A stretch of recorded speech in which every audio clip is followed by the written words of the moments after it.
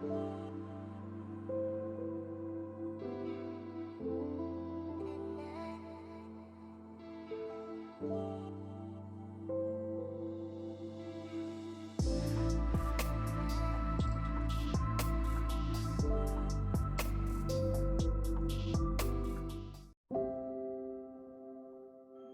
कृष्णा।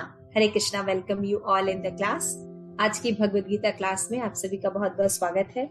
आज थोड़े कम लोग आए हैं, बाकी लोग पता नहीं कहाँ हैं। 2 लोग तो हमारे गए हुए वहां पे शादी में। तो thank you for your attendance. तो आज जो है हम श्रीमद् भगवद गीता का 6.30 श्लोक करेंगे। तो 30 तो हमने कर लिया था, आई थिंक 31 करना है। नहीं तो जी 28, 29 किया था लास्ट टाइम। मार्क हुआ है मेरे। अच्छा 29 हुआ था, 30 करना था। 30 करना है। जब मैंने कहीं और क्लास दी है तो शायद मुझे याद आ रहा। ओके तो ठीक है, हम श्लोका नंबर 6.30। नमो विष्णुपादाय कृष्ण प्रेष्ठाय भूतले श्रीमते भक्ति वेदांत स्वामी इति नामिने। नमस्ते सारस्वते देवे गौरवाणी प्रचारिणे निर्विशेष शून्यवादी पाश्चात्य देशतारिणे। जय श्री कृष्ण चैतन्य प्रभु नित्यानंद श्री अद्वैत गदाधर शिवासादि गौर भक्त वृंद।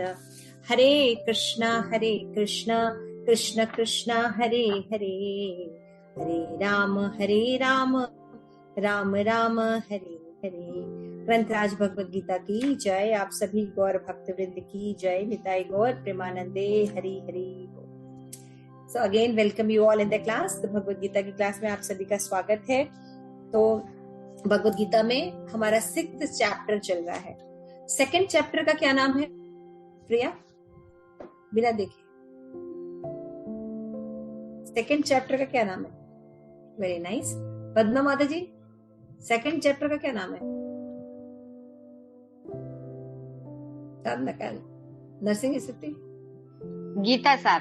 गीता का सार। और 5th चैप्टर का क्या नाम? कर्मयोग कृष्ण भावना भावित कर्मयोग। Very nice, thank you so much. माता जी, पद्मा माता जी 3rd चैप्टर का क्या नाम है? कर्मयोग। तो हाँ, कर्मयोग। नीचे देख के ठीक है। तो आप लोगों का होमवर्क है कि कम से कम हमें 6 अध्याय तक नाम तो याद कीजिए, फिर बाकी 6 देंगे, फिर बाकी 6 देंगे। इस तरह 18 अध्याय के नाम हमें पता होने चाहिए, सीरियल वाइज पता होना चाहिए। लेसन 1 का क्या नाम है, लेसन 2 का क्या नाम है ना? तो फिर इस पर हम क्विज खेलेंगे। ओके तो अभी हम पढ़ रहे हैं लेसन 6 जिसका नाम है ध्यान योग, और हम करेंगे 30 नंबर श्लोका।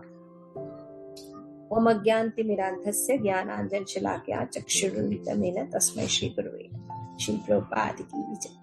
यो मा पश्यति सर्वत्र सर्वं च मयि पश्यति तस्य अहं न प्रणश्यामि न च मे न प्रणश्यति। तो हम सब ये चाहते हैं कि क्या हो, भगवान हमारे पास हमेशा रहे, हम भगवान को हमेशा देख सके। आप सभी ऐसा चाहते हैं कि भगवान को हम हमेशा देख सके। तो भगवान बता रहे हैं कि मैं कैसे हमेशा किसी के पास रह सकता हूँ, है ना भाई? मंदिर जाते तो फिर घर वापस आना पड़ता है। घर में भी हर समय विग्रह के पास तो बैठे नहीं रह सकते, है ना? फिर फोटो के पास भी हर समय नहीं रह सकते। तो ऐसे कैसे कर सकते हैं कि हम कुछ भी करते रहे, खाते रहे, पीते रहे, चलते रहे, बैठते रहे, घूमते रहे, और भगवान हमारे साथ कभी अदृश्य ना, है ना? इंटरेस्टिंग। तो आइए जानते हैं, भगवान खुद बता रहे हैं। भगवान कहते हैं, जो मुझे सर्वत्र देखता है और सब कुछ मुझ में देखता है, उसके लिए न तो मैं कभी अदृश्य होता हूं, न वह मेरे से अदृश्य होता है। अभी कनिष्क अधिकारी होते हैं, मध्यम अधिकारी होते हैं, उत्तम अधिकारी होते हैं। तीनों का परसेप्शन भी अलग अलग होता है ना? जो कनिष्क अधिकारी होता है उसके लिए भगवान कहाँ होते हैं? मंदिर में, है ना? वो जो मंदिर का विग्रह दिखता है तो वो भगवान होता है ना? उसका परसेप्शन में भक्त जो होते हैं, जो भगवान के पास होते हैं, वही भक्त होते हैं। तो भक्त में, विग्रह में और बाकी चीजों से, पैराफेरेलिया से वो एक रिलेशन नहीं रख पाता। उसको लगता है जब मैं मंदिर में जाता हूँ, सेवा करूंगा, तो भी वो भगवान के पास है। वो गुरु के सीधे किससे कांटेक्ट करता है? सीधे गुरु से, बीच में और कोई नहीं आता है। तो कनिष्क अधिकारी की बुद्धि ऐसी होती है। मध्यम अधिकारी जो होता है, ये तीनों चीज में फर्क करता है। वो जानता है कि भगवान भी होते हैं, भगवान के भक्त भी होते हैं और अभक्त भी होते हैं।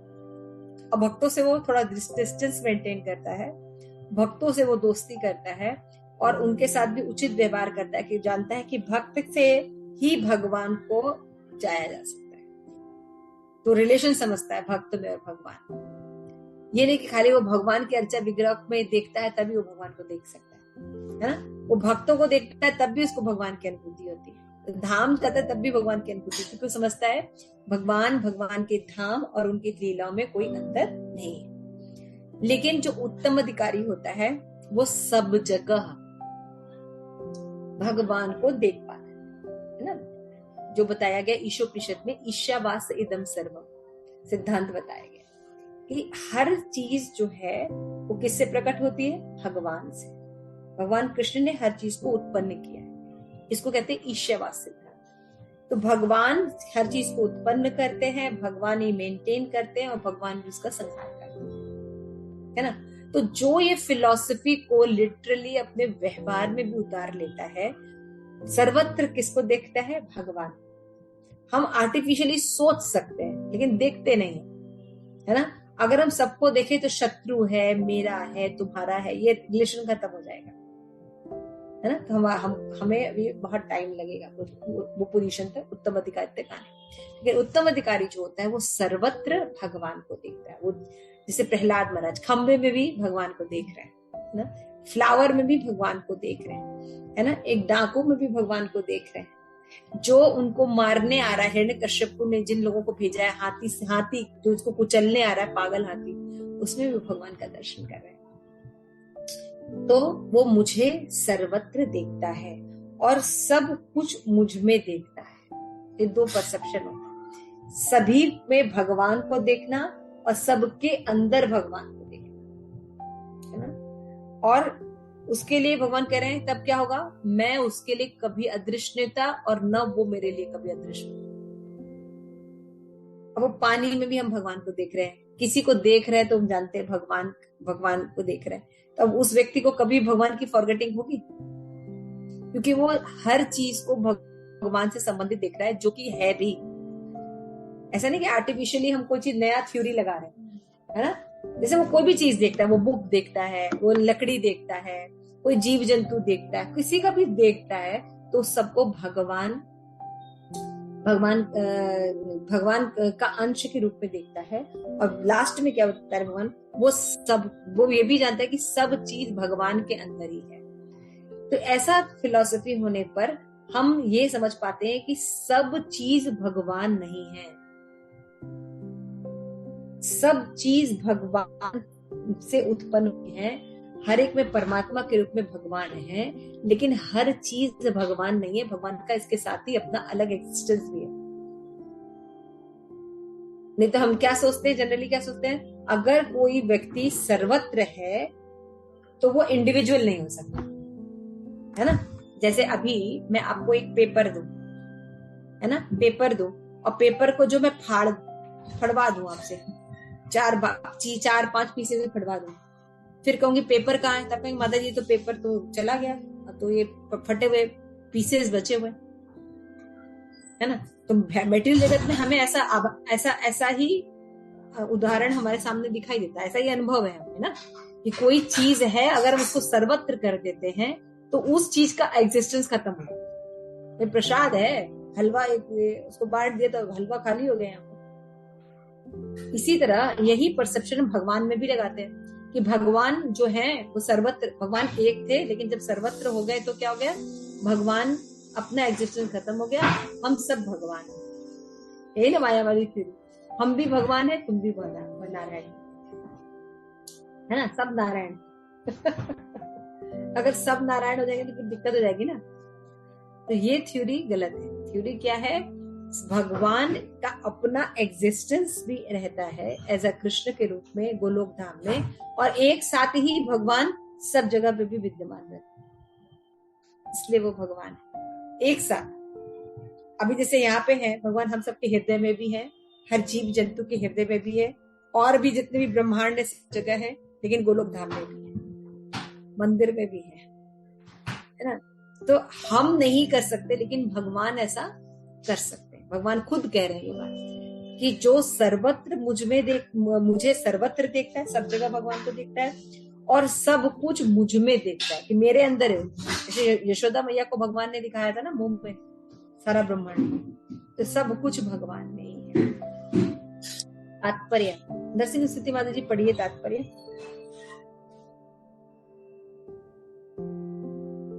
हरे कृष्ण। तात्पर्य एवं अनुवाद श्रील प्रभुपाद द्वारा। कृष्ण भावना भावित व्यक्ति भगवान कृष्ण को सर्वत्र देखता है और सारी वस्तुओं को कृष्ण में देखता है। ऐसा व्यक्ति भले ही प्रकृति की पृथक पृथक अभिव्यक्तियों को देखता प्रतीत हो, किंतु वह प्रत्येक दशा में इस कृष्ण भावनामृत से अवगत रहता है कि प्रत्येक वस्तु कृष्ण की ही शक्ति की अभिव्यक्ति है। कृष्ण भावनामृत का मूल सिद्धांत ही यह है कि कृष्ण के बिना कोई अस्तित्व नहीं है और कृष्ण ही सर्वेश्वर है। कृष्ण भावनामृत कृष्ण प्रेम का विकास है, ऐसी स्थिति जो भौतिक मोक्ष से भी परे है। आत्म साक्षात्कार के ऊपर कृष्ण भावनामृत की इस अवस्था में भक्त कृष्ण से इस अर्थ में एक रूप हो जाता है कि उसके लिए कृष्ण ही सब कुछ हो जाते हैं, और भक्त प्रेम में कृष्ण से पूरित हो उठता है। तब भगवान तथा भक्त के बीच अंतरंग संबंध स्थापित हो जाता है। उस अवस्था में जीव को विनिष्ट नहीं किया जा सकता और न भगवान भक्त की दृष्टि से ओझल होते हैं। कृष्ण में तदाम्य होना आध्यात्मिक लय आत्मविनाश है। भक्त कभी भी ऐसी विपदा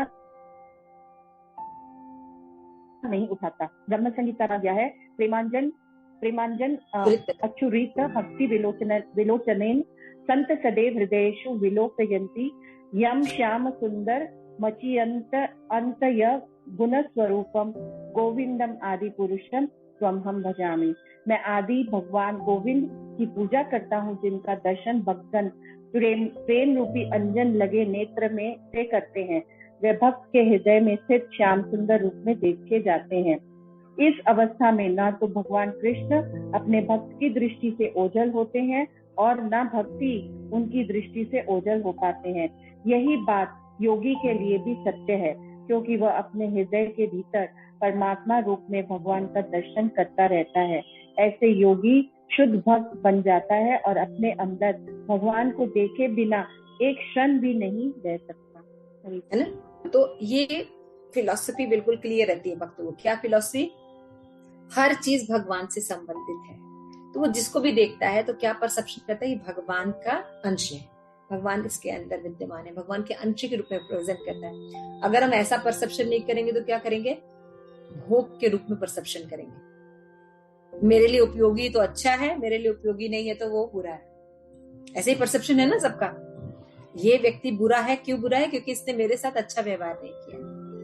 और ये व्यक्ति अच्छा है क्यों? क्योंकि मेरे को ये लाभ प्रदान करते। तो हम डेफिनेशन ऐसे बनाते हैं सबका, है ना। तो इसलिए अच्छा बुरा ये, लेकिन जो भक्त है वो क्या देखता है कि कोई अच्छा रिजल्ट दे, बुरा रिजल्ट दे, दोनों सबको किसके बिहाफ पे देखता है? सबको भगवान के अंश के रूप में देखता है। तो सर्वत्र भगवान का दर्शन करता है, लेकिन सबको भगवान नहीं समझता। एक बार शिल प्रभुपाद जो है ट्रैवल कर रहे थे, तो काफी लंबी जर्नी थी। तो शिल प्रभुपाद, पहले जो प्लेन होते हैं ना, तो उसमें वीडियोस भी लगे होते हैं, फिल्म आती है ताकि लंबा सफर जो है वो कट जाए, है ना। फिल्म चलती रहती है। तो चार्ली चैपलिन की फिल्म लगी थी एंड सारे लोग बैठे थे। भक्त लोग तो कहे अरे ये तो मेटेरियलिस्टिक है। भक्त लोग को इधर देख रहा है, को उधर देख रहा है। चार्ली चैपलिन की फिल्म चली, तो उन्होंने देखा कि अरे प्रभुपाद क्या कर रहे हैं। उन्होंने देखा Prabhupada was laughing, enjoying. Charlie Chaplin 3 घंटे देख रहे हैं प्रभुपाद, और ही वाज एंजॉयिंग। और फिर अपने बगल में तो लोगों को बड़ा सरप्राइज हो कि प्रभुपाद इज एंजॉयिंग। और प्रभुपाद कहते कि मटेरियल होता है, ये इसको नहीं देखना चाहिए, ये क्योंकि माया है तो उसको नहीं करना चाहिए या और प्रभुपाद तो टीवी देख रहे हैं। तो आपको समझना होगा कि जब प्रभुपाद ने 3 घंटे बाद वहां पे लैंडिंग किया छोड़ा, तब चार्ली चैपलिन वहीं था, तो वहीं छूट गया। चार्ली चैपलिन को प्रभुपाद कैसे देख रहे थे? एक अंश के रूप में देख रहे हैं कि उसके अंदर भगवान का एक गुण है कि किसी को हंसा सकता है। तो उसके उस गुण को फिर वो क्या कह रहे थे, जब बगल में शिष्य बैठे थे प्रभुपाद उनको क्या मैसेज देते हैं कि कृष्णा इससे बेटर एंजॉय, इसी तरह कृष्ण लीला करते थे। लेकिन भगवान देखो चार्ली चैपलिन में कितना अच्छा गुण है कि वो लोगों को हंसा सकता है। भगवान ने उसको कैसा गुण दिया है? इतना सुंदर गुण दिया है कि लोगों को हंसा सकता है। तो प्रभुपाद चार्ली चैपलिन को कैसे देख रहे हैं? भगवान के अंश के रूप में। लेकिन चार्ली चैपलिन को भगवान नहीं मान रहे और ना ही उसमें कोई इंटरेस्ट है। प्रभुपाद का बंधन है कि 3 घंटे तक उनको देखना है। तो भक्त जो है ना किसी से घृणा करता है ना किसी से प्रेम करता है। समझने की कोशिश कीजिए, हम किसी से घृणा का द्वंद्व में रहते हैं, या तो घृणा करते हैं या तो प्रेम करते हैं, है ना। लेकिन भक्त जो है ना घृणा करता है ना प्रेम करता है, वो प्रेम केवल भगवान से करता है, लेकिन जानता है कि सब चीज भगवान का अंश है। समझ में आ गया? तो भक्त को पता होता है कि ये प्याज है, इसको नहीं खाना है क्योंकि तामसिक है ना। लेकिन वो घृणा नहीं करता। जैसे हम लोग मुंह बिचकाते हैं ना, किसी चीजों से, मीट वगैरह से मुंह बिचकाने लगे ना, लेकिन जो भक्त होते हैं मुंह नहीं बिचकाते, वो जस्ट पास ऑन हो जाते हैं वहां से कि ये अनुकूल है और ये प्रतिकूल है। That's it. क्या है? ये अनुकूल चीज है और ये प्रतिकूल चीज है। सिंपल है ना। ये हमें एक्सेप्ट करनी है, हमें एक्सेप्ट नहीं करनी, सिंपल सी बात है। लेकिन दिया दोनों चीज भगवान ने। ये अंडरस्टूड द पॉइंट? समझ में आ रहा है? धीरे धीरे हमें इस स्टेज पर आना है। हमें ईर्ष्या से और द्वंद्व से बाहर निकलकर ये सोचना है चाहे अच्छा है या बुरा है, दोनों भगवान का, एक एक्सेप्टेबल है एक एक्सेप्टेबल नहीं है। एक की परमिशन हमें भगवान ने दी है और एक की परमिशन हमें भगवान ने दी है, मतलब मैनुअल दिया है हमें भगवान ने। जैसे बहुत से लोग तर्क करते हैं।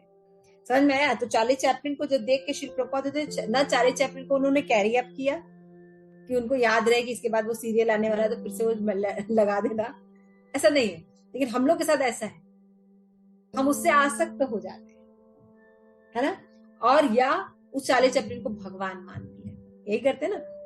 एज ए एक्टर के रूप में हम उसको, कितने लोग उसको फॉलो करते हैं, है ना, क्योंकि उनको सही एक्टर का नॉलेज नहीं है।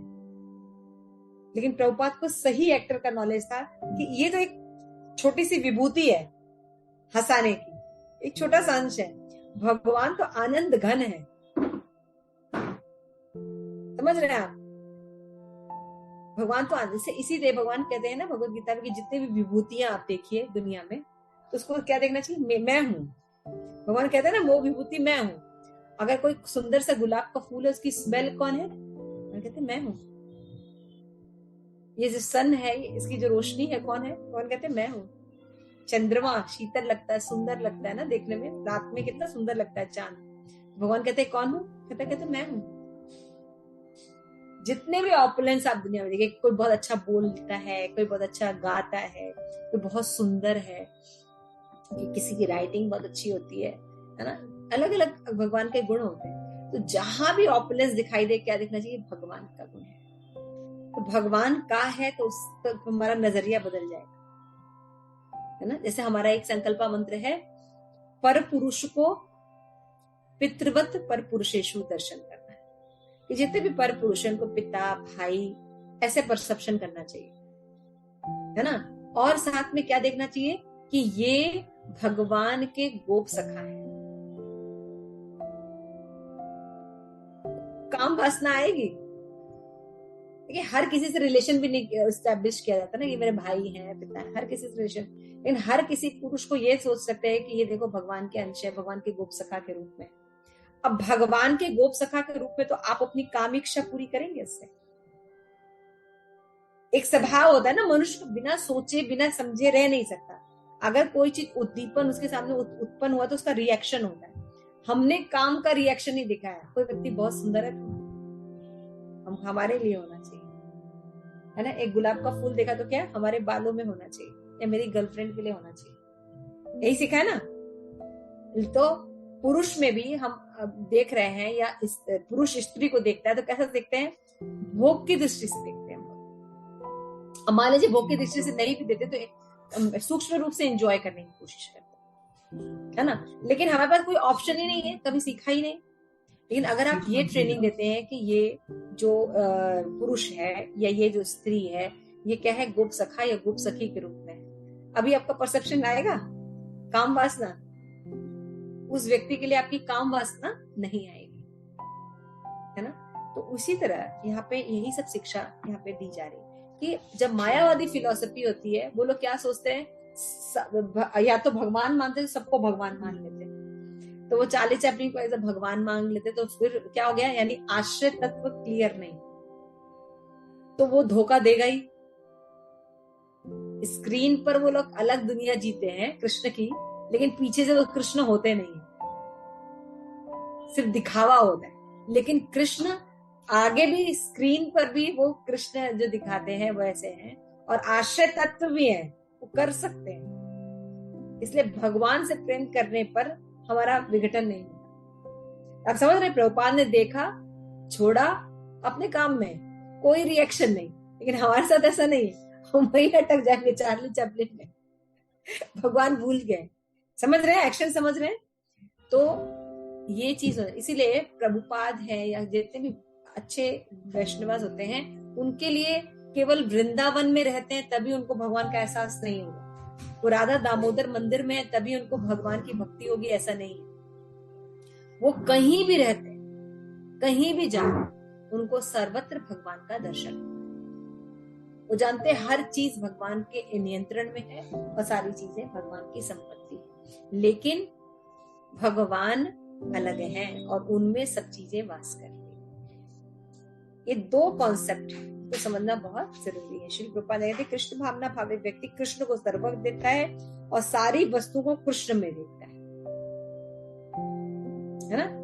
तो ऐसा व्यक्ति भले ही प्रकृति की पृथक पृथक अभिव्यक्तियों को देखता प्रतीत होता है, लेकिन प्रत्येक दशा में कृष्ण भावना भावित होता है। वो एक तकिया भी देखे, मान लीजिए हमारे पीछे पिल्लो है, तो वो भी भगवान के क्रिएशन सकते हैं, भगवान का क्रिएशन है। भगवान ने रूई बनाई है, उसको फिर व्यक्तियों की ऐसी बुद्धि दी है कि वो उसको इस रूप में बना पाए। तो क्रिएशन क्या है, भगवान ने हमारे कंफर्ट के लिए ये पिल्लो भी दिया। ये इंटरनेट देखेगा, लैपटॉप देखेगा, तो हर चीज को कैसे देख रहा है, भगवान ने क्रिएशन किया है, भगवान ने बुद्धि दी है, भगवान की चीजों का यूज करके बनाया गया, ठीक है ना। तो हर जगह वो भगवान का दर्शन करता है और यही कृष्ण भावनामृत का सिद्धांत है। तो भक्तों के लिए कभी भी भगवान एब्सेंट नहीं होते। उसके खाने में, पीने में, चलने में, बोलने में, मिलने में, उठने में, बैठने में, जिस किसी का भी दर्शन होता है वो उसको भगवान के अंश के रूप में लेता है ना। तो नेगेटिव सिचुएशन को भी भगवान के अंश के रूप में भक्त लेते हैं कि ये भगवान ने हमें मुक्त करने के लिए दिया है, जो कम में निकाल दिया, ऐसा भक्तों का परसेप्शन होता है। तो कृष्ण भावना प्रेम का विकास ऐसी स्थिति की भौतिक मोक्ष से भी परे है। ये मुक्ति से भी ऊपर की दशा है, समाधि अवस्था इसको कहते हैं। उस अवस्था में जीव को विनष्ट नहीं किया जा सकता। अब ऐसे व्यक्ति को आप क्या खत्म करेंगे कि वो भौतिक शरीर के लेवल पर है ही नहीं, वो आत्मा के रूप में ही अपना भी परसेप्शन कर रहा है और औरों का भी परसेप्शन कर रहा है। तो आत्मा तो शाश्वत है ना, तो शरीर की साथ जो भी प्रॉब्लम हो रहा है उससे तो दुखी ही नहीं होगा ना। चाहे परिवर्तन होगा, चाहे डिजीज होगी, चाहे ओल्ड एज आएगा, चाहे कुछ भी स्थिति बदलेगी, उसको दुख नहीं होगा। क्यों? क्योंकि वो शरीर के लेवल से ऊपर उठ के आत्मा के लेवल में अपना परसेप्शन कर रहा है और बाकियों को भी परसेप्शन वो वैसे ही कर रहा है ना। तो दुख जो मिलता है या कोई व्यक्ति हमारे साथ गलत करता है, वो तो पोस्टमैन की तरह हमें रिस्पॉन्स दे रहा है, एक्चुअली में हमारा ही किया हुआ है जो हमें वापस मिल रहा है ना। वो तो पोस्टमैन के रूप में ये व्यक्ति हमारे साथ कर रहा है, एक पास कर रहा है, अदरवाइज सारा तो किया हुआ हमारा ही है। तो भक्त को सही परसेप्शन रहता है, उस पर माया का प्रभाव नहीं रहता। लेकिन हमारे पर माया का प्रभाव रहता है, इसलिए द्वंद्व देखते हैं। अपना परसेप्शन भी हम देह के रूप में करते हैं और औरों का परसेप्शन भी हम देह रूप में करते हैं। हम सर्वत्र भगवान को नहीं देखते और सब में भगवान को नहीं देखते। तो यहाँ पे बताया गया है इस अवस्था में न तो भगवान कृष्ण भक्तों से ओझल होते हैं और भगवान का दर्शन वो सबके हृदय में करता है। तो ये शुद्ध योगी होता है। योगी जो होते हैं जिनमें हमेशा समाधि की अवस्था में रह सकते हैं, उनके सामने जो भी चीजें आएंगी वो भगवान के अंश के रूप में उनका दर्द है। जैसे प्रभुपाद कहते हैं, बहुत सुंदर है कि a Krishna consciousness person is a philosopher. If we study what is this tree, we see that the tree has a material body just like he has a material body, but due to his past misdeed he has such a abnormal body that he cannot even move. This body is material, and material means the material energy, and whose energy? Krishna's energy. Therefore the tree has no connection, therefore the tree has connection with Krishna, and the tree has a living entity and a part and parcel of the Krishna. So in that way, if you discuss Krishna consciousness philosophy, you don't see the tree, you see the Krishna.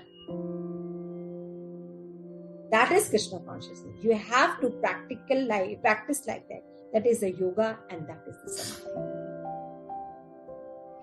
जैसे हम प्रचार कर रहे हैं, तो प्रचार करके जैसे आप लोग, जैसे कुछ लोग जुड़े, तो अगर हमें कृष्ण कॉन्शियसनेस पहले नहीं देगा, हम इतना अच्छा देते कि देखो कितना बड़ा बड़ा ग्रुप हमारा बना है ना, तभी हम क्या जाने वाले, माया में जाने वाले, क्योंकि हम सही एनर्जी नहीं देख रहे। सही, this is not right perception, है ना, दिस इज माया परसेप्शन। लेकिन सही परसेप्शन क्या है? जो अच्छा मध्यम अधिकारी होंगे या उत्तम अधिकारी हैं, उनका क्या परसेप्शन रहता है कि ये देखो भगवान की एनर्जी, ये भगवान का ज्ञान दे रहे हैं, और ये क्योंकि भगवान के अंश के रूप में है तो उसको ग्रहण कर रहे हैं, प्रभुपाद के माध्यम से ये भक्त बन रहे हैं, है ना। प्रभुपाद के माध्यम से देखो ये भक्त बन रहे हैं, प्रभुपाद का ज्ञान दे रहे हैं, और ये भी आत्मा है, इनकी यही खुराक है, इसलिए ये भक्त बन रहे हैं। तो इस कौन से जुड़ रहे हैं? ये प्रभुपाद के मिशन से जुड़ रहे हैं, है ना। और हम क्या कर रहे हैं? उनकी सेवा कर रहे हैं, इस मिशन में सेवा कर रहे हैं, एज ए निमित्त के रूप में हम देख रहे हैं। और हम देख पा रहे हैं कि प्रभुपाद गुरु जो है कैसे सेवा कर रहे हैं। एक्चुअल में किसी के हृदय परिवर्तन करना, किसी को कृष्णा कॉन्शियसनेस प्रदान करना, ये हमारा कार्य नहीं है। हमारे बोलने से सुधर रहे होते तो हमारे अपने बच्चे, अपने बहुत से लोग सुधर गए होते, है ना। तो नहीं, ऐसा नहीं, ये प्रभाव गुरु की कृपा से होता है।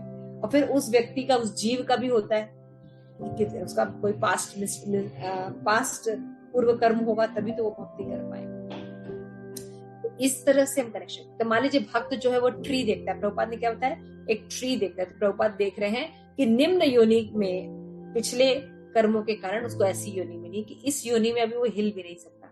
शरीर तो मिला है उसको, लेकिन वो और कुछ नहीं कर सकता। लेकिन है वो किसका? कृष्ण का। तो वो मैंगो ट्री देखा, कहते एक्चुअल वो देख किसको रहा है? वो मैंगो ट्री नहीं देख रहा है, वो कृष्ण को देख रहा है। जैसे मैंने आपको बताया, चार्ली चैपलिन नहीं प्रभुपाद देख रहे थे, प्रभुपाद उसकी उस विभूति को चेक कर रहे थे जो कि हंसाने की प्रवृत्ति है, और साथ में ये बोल रहे थे ये भगवान की एनर्जी है, भगवान जो है ऐसे करते थे, ये लीला करते थे, है ना। आनंद के घन है, उनके अंश के पाठ के रूप में चार्ली चैपलिन को देख, है ना। तो भक्त जो है क्या देखेगा? हर जगह कृष्ण को देखेगा, है ना। अच्छी घटना है तो भी कृष्ण को देख रहा है, बुरी घटना है तो भी कृष्ण को देख रहा है कि भगवान की इसमें कोई मर्जी हो, और उसको एक्सेप्ट करता है। अब उस व्यक्ति के लिए भगवान कभी ओझल होंगे? किसी भी कंडीशन में भगवान उससे ओझल होंगे? नहीं ना। उसको मंदिर में बैठा होगा, भगवत गीता पढ़ रहे होंगे, क्लास ही हो रही होगी, कभी ऐसा रहेगा? उसको हमेशा रहेगा मेरे हृदय में भगवान है ना। हर चीज में उसका भगवान का परसेप्शन होगा, क्योंकि सारी संपत्ति जो है भगवान की ही है। तो इसको समाधि अवस्था कहते हैं, है ना। कभी कभी श्रील प्रभुपाद जो है जब बेड पे लेटे होते हैं तो भगवान को ऑफर जो फ्लावर है उसको सूंघते रहते हैं ना, स्मेल लेते ही रहते हैं, लेते ही रहते हैं, ऐसे सूंघते ही रहते हैं, और कहते हैं this is Krishna's energy, this is Krishna's energy. ऐसे रहते रहते भी सो जाते, सुनते सुनते सो जाते। जिस सी तो उनकी मन स्थिति कैसी होगी आप सोच के देखिए, सोच भी नहीं पाते, है ना। क्योंकि हम लोग एक काम करने के बाद दूसरा काम करते हैं, एक काम करने के बाद दूसरा, ये खत्म हो जाए फिर दूसरा काम करना है, एक काम, तो we don't enjoy things, we don't relish thing, है ना। एक तुलसी को भी थोड़ा सा लेना चाहिए, बैठना चाहिए। कभी हमें भी देखना चाहिए कि कभी येलो कलर देखे तुम्हें कृष्ण के पीताम्बर याद आए, कभी हम भी रेनी क्लाउड देखे तो कृष्ण का बाल याद आए, भगवान का श्यामल रूप याद आए, है ना। ऐसा तो मतलब जब हम पढ़ेंगे, जब हम शास्त्र सुनेंगे, तो धीरे धीरे हमारे अंदर भी वो कॉन्शियसनेस डेवलप होने लगेगी। नेक्स्ट श्लोका 31। सर्वभूत स्थित यह माम भजन्ति एकत्वम आस्थितः सर्वथा वर्तमान अपि सह योगी मयि वर्तते। जो योगी मुझे तथा परमात्मा को अभिन्न जानते हुए परमात्मा की भक्ति पूर्वक सेवा करता है, वो हर प्रकार से मुझ में सदैव स्थित रहता है। अब भगवान ये बता रहे हैं कि हर व्यक्ति, जो जीव कैसे भगवान को हमेशा याद रख सकता है, तो योगी की ही दशा है ये सब, लेकिन ये कृष्ण भावना भावित से मिलती है। प्रभुपाद के परपोर्ट्स भक्ति वेदांत परपोर्ट है ना। तो जो परमात्मा का ध्यान करता है, अंतःकरण भगवान के दर्शन करता है, शंख चक्र गदा तथा कमल धारण करते हैं, वो यह जानना चाहिए कि विष्णु कृष्ण से अभिन्न है। ये थ्योरी नहीं लोगों को पता है। अगर योगी जो है 31 श्लोका में भगवान बोलते हैं कि सर्वभूत स्थितम यह माम भजति एकत्वम आस्थितः सर्वथा वर्तमान अपि सह योगी मयि वर्तते। तो जो योगी मुझे तथा परमात्मा से अभिन्न देखता है, यानी जो ये समझता है कि कृष्णा ही परमात्मा रूप में आए हैं, भगवान का एक विस्तार है परमात्मा भौतिक जगत में, तो कृष्ण से परमात्मा का विस्तार होता है। तो यानी दोनों में अंतर नहीं समझता जो व्यक्ति, है ना, और ये जानते हुए भक्ति पूर्वक सेवा करता है, भगवान कहते हैं वो व्यक्ति सदैव मुझ में स्थित रहता है, मतलब सदैव कृष्ण कॉन्शियसनेस रहे। लेकिन जनरली होता क्या है कि जो परमात्मा रियलाइजेशन वाले जो योगी होते हैं, उनको लगता है कि जो अल्टीमेट गोल है वो परमात्मा है, चतुर्भुज जो विष्णु है वो अल्टीमेट गोल। आप देखते हो कि आप जब प्रचार करने जाइए तो बहुत सारे नहीं, विष्णु से कृष्ण आए हैं। यहाँ भगवान क्लियर कर रहे हैं कि दोनों में कोई अंतर नहीं है, यानी कृष्ण से परमात्मा आते हैं, है ना। तो भगवान रियलाइजेशन जो है सुप्रीम होता है।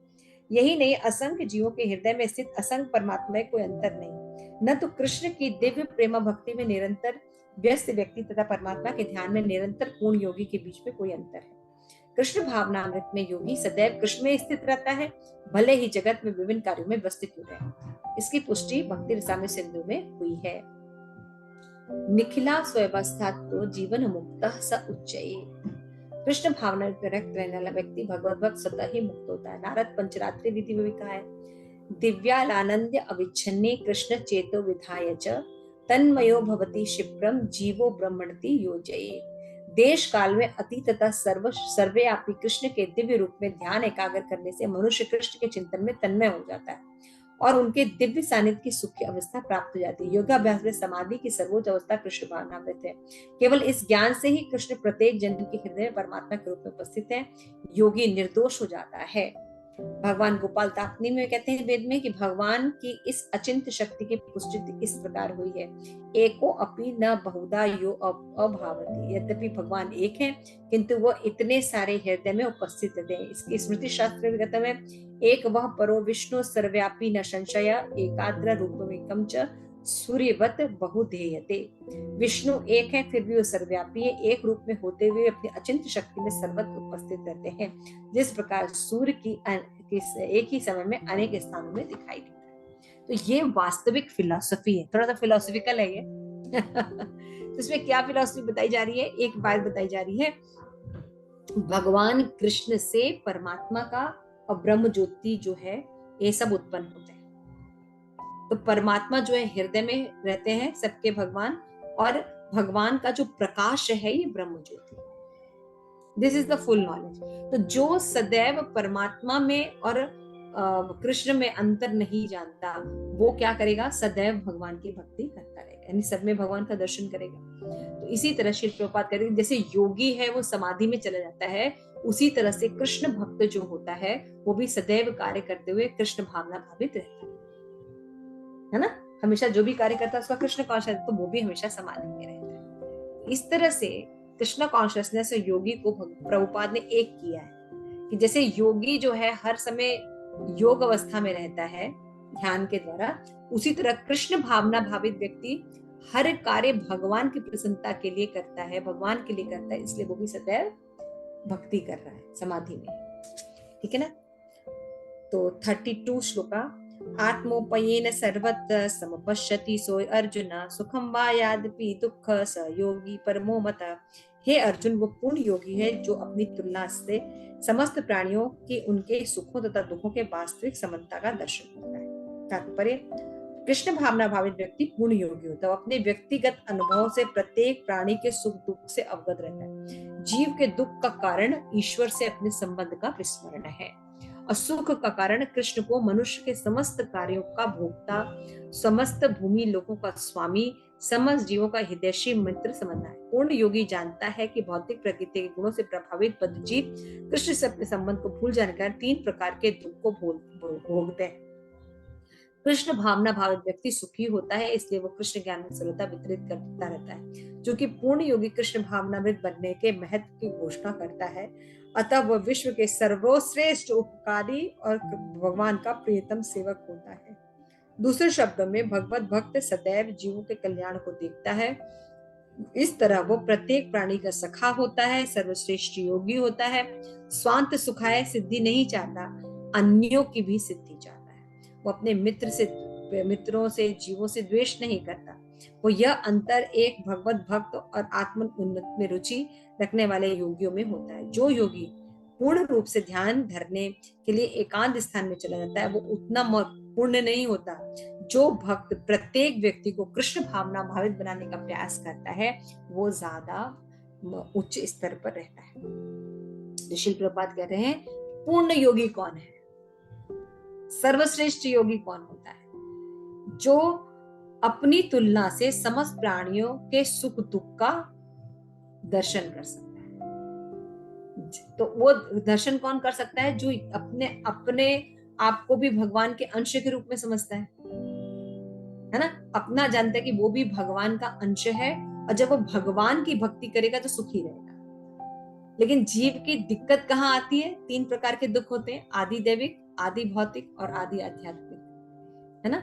तो आदि भौतिक दुख होते हैं जैसे कि बाढ़ आ जाना, सूखा पड़ जाना, आग लग जाना, ये भौतिक आपदाएं होती हैं, दैवीय आपदा। आदि भौतिक, आदि आध्यात्मिक। आदि आध्यात्मिक मन का दुख होता है ना, मानसिक रूप से व्यक्ति सोचता है, हर समय दुखी ही रहता है ना, तो वो हो गया। आदि दैविक, आदि दैविक जो होता है वो होता है भूकंप वगैरह। आदि भौतिक जो होता है वो दूसरे जीवों के द्वारा होता है, और आदि आध्यात्मिक जो होता है मन से उत्पन्न होता है। थोड़ा गड़बड़ बोल दिया था मैंने। ये 3 प्रकार के दुख होते हैं, और ये तीनों प्रकार के दुख जीव को क्यों प्राप्त होते हैं? क्योंकि वो अपना संबंध भगवान से भूल जाता है। भगवान से संबंध भूलने के कारण वो सारे अपना भी परसेप्शन अलग से करता है, और दूसरों का परसेप्शन भी कैसे करता है? अपने भोग के लिए करता है। अगर जीव पूर्ण योगी जो है वो देखता है कि समस्त भोक्ता भगवान है, सबके हितैषी भगवान है, और सभी चीजों के महेश्वर कृष्ण है, तो वो व्यक्ति पूर्ण योगी है। तीनों क्वालिटी देखता है। जैसे भोक्ता भगवान, इंजॉयर कौन है? भगवान कृष्ण है ना। और सभी लोगों के Maheshwar, who is the master of everything? Krishna. मालिक कौन है? भगवान। और थर्ड परसेप्शन वो देखता है, सबके वेल विशर कौन है, हितैषी कौन है? वो है कृष्ण। लेकिन हम हितैषी बनते रहते हैं सबके, है ना, इसलिए दान पुण्य सब कितना ज्यादा करते हैं, तो लेकिन होता कुछ नहीं है। तो हम किसी के हितैषी नहीं है, हितैषी कृष्ण है। इसीलिए देखिए, हम लोग के गुरु महाराज हमें कृष्ण देते हैं, हमें कृष्ण देते हैं। उनको भी कृष्ण है, वो अपने आप को भी कृष्ण को लेते हैं, कृष्ण को भजते हैं, और हमें भी कृष्ण ही प्रदान करते हैं, देते हैं ना, हरि नाम देते हैं, हमें कृष्ण से मिलाते हैं, है ना। खुद हितैषी नहीं बनते कि मेरा ही नाम जपो, मेरी ही फोटो लगा दो। इसको आपने देखा? आपने? ऐसा नहीं होता। क्यों? क्योंकि वो जानते हैं कि हितैषी कौन है। तो ये 3 चीजें जब व्यक्ति समझ जाता है तो पूर्ण योगी हो जाता है। और श्रील प्रभुपाद कहते हैं ये पूर्णता केवल कृष्ण भावित व्यक्ति में ही हो सकती है, क्योंकि सबका हित जानता है। तभी तो दूसरों के दुख को भी अनुभव कर पाता है और ये जानता है कि इनके दुख कैसे दूर हो सकते हैं। प्रभुपाद कहते हैं इस दुनिया में अगर किसी चीज का अभाव है तो वह है कृष्ण भावना भावित का। तो अगर आपको किसी को सुखी करना है, किसी को आप दुखी देख रहे हैं, तो उसको कृष्ण भावना भावित से जोड़ दीजिए, कृष्ण भावना से जोड़ दीजिए, उसको भगवान से जोड़ दीजिए, इस्कॉन से जोड़ दीजिए, प्रभुपाद की बुक्स के थ्रू जोड़ दीजिए, भक्तों से जोड़ दीजिए। तो क्या हो जाएगा, वो व्यक्ति सुखी हो जाएगा। उसका दुख का कारण सिर्फ यही है। तो आज हम यहाँ पे पढ़ते हैं, तो इस तरह हमने देखा कि पूर्ण समाधि में जो व्यक्ति स्थित होता है वो कैसा होता है, वो योगी होता है, सदैव भगवान का दर्शन करता है और सब में भगवान का दर्शन करता है ना। और फिर वो आत्मा से और भगवान कृष्ण को अलग अलग नहीं देखता, एक ही रूप में देखता है, जानता है कि ये उन्हीं के अंश के रूप में है। और फिर वो जो पूर्ण योगी जो होता है, इसीलिए सभी प्राणियों के सुख दुख को भी समझ सकता है ना। और ये जानता है कि दुख का कारण केवल इसलिए है क्योंकि जीव भगवान से अलग है। तो क्या करता है, वो भगवान से जोड़ देता है। तो कृष्ण भावना भावित व्यक्ति पूर्ण योगी होता है। तो देखिए अब ये योग की जो तुलना हो रही है, ये कृष्ण भावना भावित से मैच कर रही है, इसलिए ये योग की तुलना ठीक है। लेकिन आज हम योग की जो तुलना देखते हैं वो एक्सरसाइज के रूप में देखते हैं, शरीर को मेंटेन करने के रूप में देखते हैं, माइंड को काम करने कूल डाउन करने के लिए उतना ही सदुपयोग हम देखते हैं, या सिद्धि प्राप्त करने के लिए, है ना। तो ये बहुत तुच्छ, बहुत छोटे लेवल का ये सब रिलैक्सेशन। तो आज हम यहीं रहते हैं। अब अर्जुन जो है प्रश्न पूछेंगे, आगे हम पढ़ेंगे, ठीक है। प्रभुपाद की जय, आप सभी गौर भक्तवृंद की जय, गौर प्रेमानंद।